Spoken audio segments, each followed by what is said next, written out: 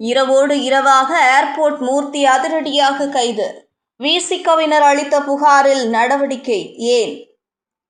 புரட்சி தமிழகம் கட்சி தலைவராக இருப்பவர் ஏர்போர்ட் மூர்த்தி. இவர் விடுதலை சிறுத்தைகள் கட்சி தலைவர் திருமாவளவன் குறித்து சமூக வலைதளங்களில் தொடர்ந்து கடுமையான விமர்சனங்களை முன்வைத்து வருகிறார். திருமாவளவனை ஒருமையில் பேசி வீடியோ அண்மையில் வெளியானது. இதனால் கோபமடைந்த விசிகவினர் சென்னை மயிலாப்பூரில் உள்ள டிஜிபி அலுவலக நுழைவாயிலில் அருகே ஏர்போர்ட் மூர்த்தியை செருப்பால் அடித்தனர். பதிலுக்கு அவரும் தாக்கினார். இந்த விவகாரத்தில் இரவோடு இரவாக ஏர்போர்ட் மூர்த்தி அதிரடியாக கைது செய்யப்பட்டுள்ளார். புரட்சி தமிழகம் கட்சி தலைவர் ஏர்போர்ட் மூர்த்தி விடுதலை சிறுத்தைகள் கட்சி தலைவர் திருமாவளவன் குறித்து சமூக வலைதளங்களில் தொடர்ந்து கடுமையான விமர்சனங்களை முன்வைத்து வருகிறார். அண்மையில் ஏர்போர்ட் மூர்த்தி சிதம்பரத்தில் தான் நிற்க தயாராக இருப்பதாக பேசினார். அப்போது திருமாவளவனை ஒருமையில் கடுமையான வார்த்தைகளில் பேசியிருந்ததாக கூறப்படுகிறது. இது தொடர்பான வீடியோ வெளியாகி பரபரப்பை ஏற்படுத்தியது. இதற்கு விசிக நிர்வாகிகள் கடும் எதிர்ப்பு தெரிவித்து விமர்சனம் செய்து வந்தனர். இதனால் சென்னை மயிலாப்பூரில் உள்ள டிஜிபி அலுவலகம் முன்பு ஏர்போர்ட் மூர்த்தி சென்று கொண்டிருந்த போது விடுதலை சிறுத்தைகள் கட்சியினர் அவரை செருப்பால் தாக்கினார்கள்.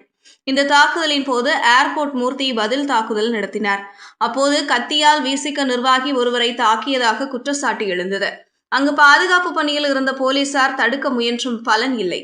இதனிடையே கத்தியால் தாக்கிய குற்றச்சாட்டின் அடிப்படையில் விசிகவினர் அளித்த புகாரின் பேரில் மெரினா போலீசார் ஏர்போர்ட் மூர்த்தியை கைது செய்தனர். இரு தரப்பினரும் ஒருவரை ஒருவர் தாக்கிக் கொண்டதால் இரு தரப்பினர் மீதும் வழக்குகள் பதிவு செய்யப்பட்டிருந்தது.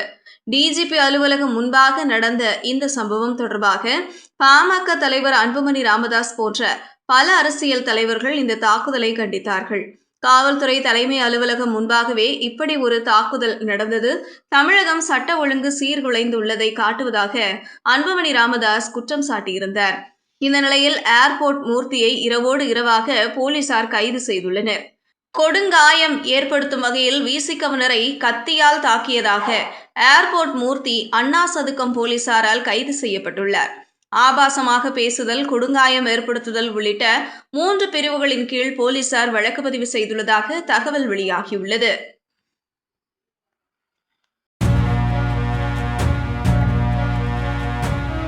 செய்திகளை உடனுக்குடனும் துல்லியமாகவும் தெரிந்து கொள்ள News 10 தமிழ் சேனலை பின்தொடருங்கள்.